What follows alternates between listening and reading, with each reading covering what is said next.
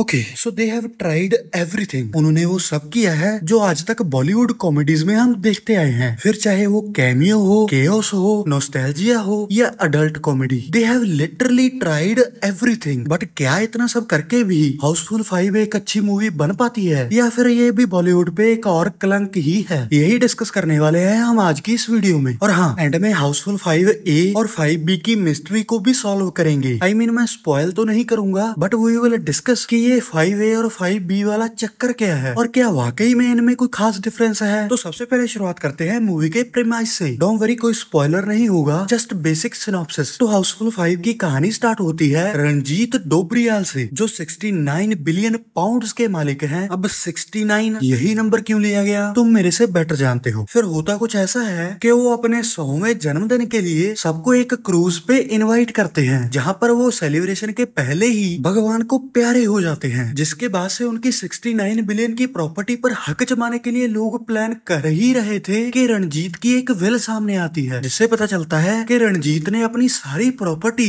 अपने असली बेटे जॉली के नाम कर दी है, और जॉली को आज तक किसी ने नहीं देखा। तो एज यू एक्सपेक्ट, प्रॉपर्टी के लालच में एक जॉली की जगह 3-3 जॉली आ जाते हैं, और इसी सब चक्कर में एक मर्डर भी हो जाता है। तो अभी ये मर्डर किसने किया, असली जॉली कौन है, और 69 बिलियन पाउंड्स किसको मिलेंगे? यही हाउसफुल 5 का मेन प्लॉट है, which for a comedy movie is actually a decent plot. क्योंकि नंबर 1, इसमें बहुत सारी कंफ्यूजन है जो केओस कॉमेडी में काफी हेल्प करता है, और नंबर 2, क्रूज पे यानी एक क्लोज्ड स्पेस पे एक किलर है जो ऑटोमेटिकली थ्रिल को एक लेवल ऊपर ले जाता है, which combines to make it a good comedy thriller plot. लेकिन अगर अच्छे से एग्जीक्यूट किया जाए तो। बट क्या हाउसफुल 5 की एग्जीक्यूशन उतनी अच्छी है? इसका स्ट्रेट फॉरवर्ड आंसर है नहीं। क्यों? Let me explain with example. तो जैसे ही मूवी स्टार्ट होती है, सबसे पहले आता है एक किलिंग सीन, जो सपोजिटली हमें थ्रिल प्रोवाइड करने के लिए दिखाया जाता है, ताकि हम मूवी को लेकर थोड़े सीरियस हो जाएं। और एक्चुअली में मैं इन्वेस्ट होने के लिए रेडी भी था, बट उस सीन को देखकर कुछ खास थ्रिल फील ही नहीं हुआ, क्योंकि पहले तो उसको फालतू में इतना लंबा खींच दिया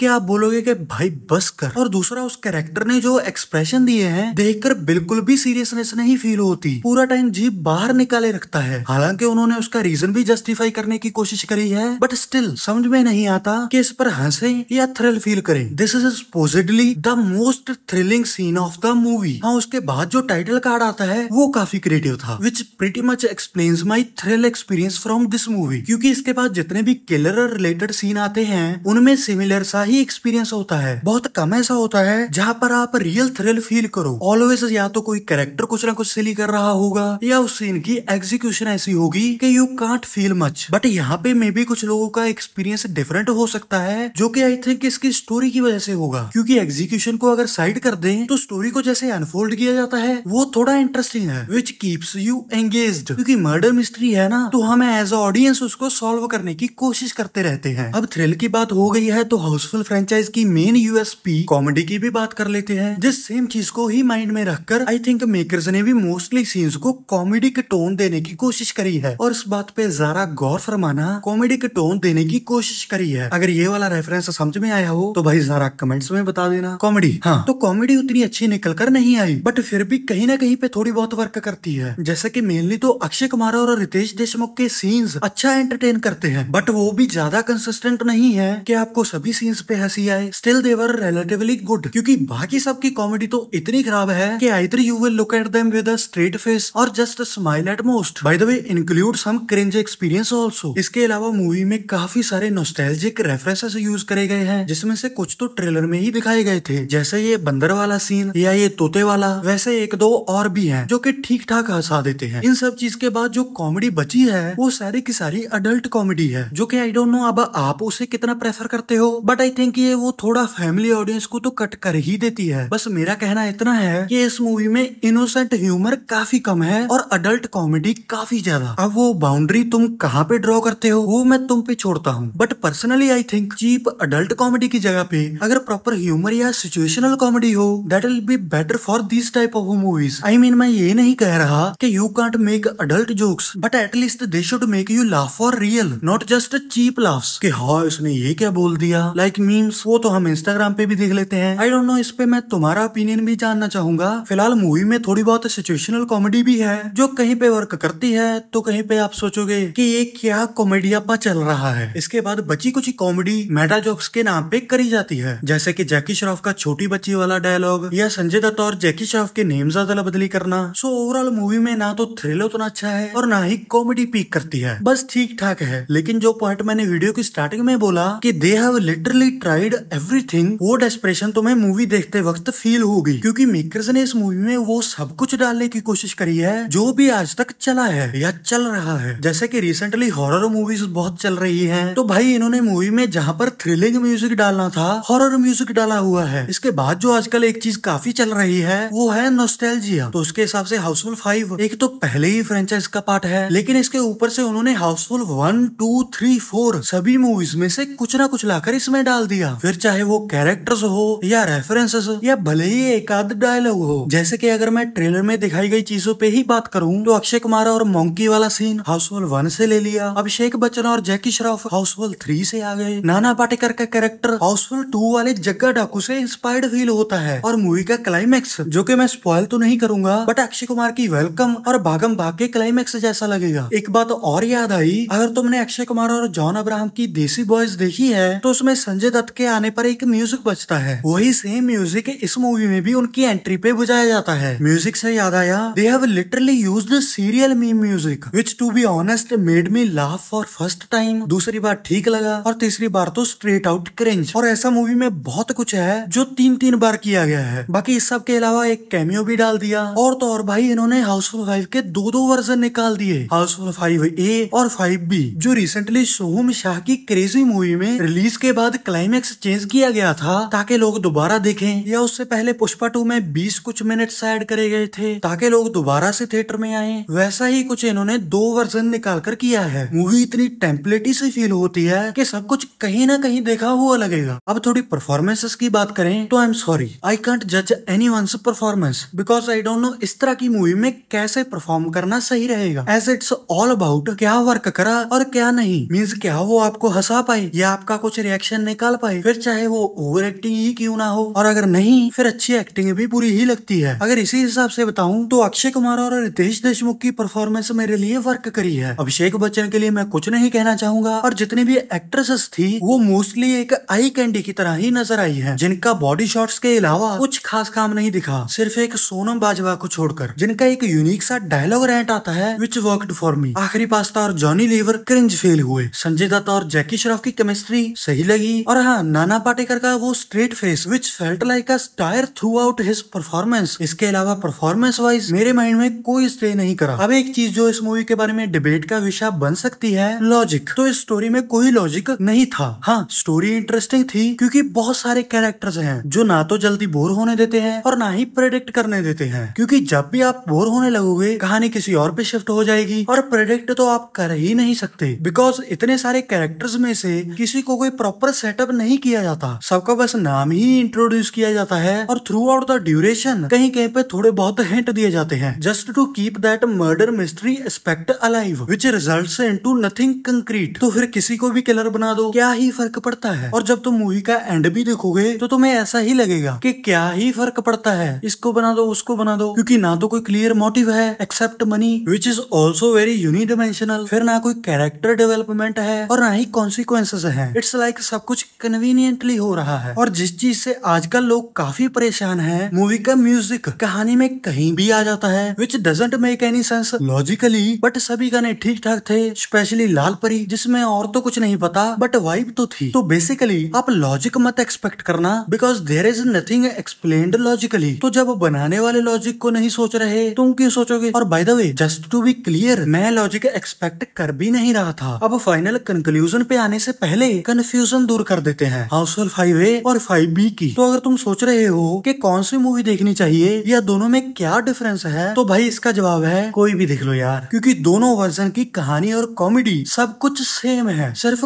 किलर डिफरेंट है। तो इट डजंट मैटर आप कौन सी मूवी देख रहे हो, आपका एक्सपीरियंस सिमिलर ही रहेगा। और जैसे मैंने बताया कि जिस तरह से हाउसफुल 5 में मर्डर मिस्ट्री को एक्सप्लोर करा गया है और क्लाइमैक्स में रिजॉल्व करा गया है, इट डजंट मैटर मच। अब इतनी सब कमियां निकालने के बाद शायद तुम सोचो कि मैं इस मूवी को बहुत ही बुरा बोलने वाला हूँ, तो नहीं भाई, it's not that bad but it's not very good either. जैसा तुम्हें एक हाउसफुल मूवी से एक्सपेक्ट करोगे सारे पार्ट्स देखने के बाद, वैसा ही कुछ तुम्हें इसमें देखने मिलेगा, जिसको बस तुम्हें एक time pass one time watch कह सकते हो, बट कीप इन माइंड इसमें तुम्हें कुछ cinematic experience, murder mystery, intelligent story या पीक लेवल कॉमेडी नहीं देखने मिलेगी। जस्ट ठीक ठाक स्टोरी और ठीक ठाक लाफ्टर्स विच आर सब्जेक्टिव, तो तुम्हारे लिए ज्यादा भी हो सकते हैं और कम भी, and that also includes adult comedy. So overall it's a movie जो अगर तुम देखोगे तो उसके बाद ही भूल जाओगे। ये तो रहा मेरा एक्सपीरियंस, लेकिन तुम्हारा हाउसफुल 5 का एक्सपीरियंस कैसा रहा कमेंट्स में जरूर बताना। और अगर आमिर खान के करियर की मोस्ट इंपॉर्टेंट मूवी के बारे में जानना चाहते हो तो स्क्रीन पे आ रही वीडियो पे क्लिक करो, और अगर ऐसी डिटेल्ड मूवी डिस्कशन वीडियोस अच्छी लगती हैं तो सब्सक्राइब स्क्रीन सागा।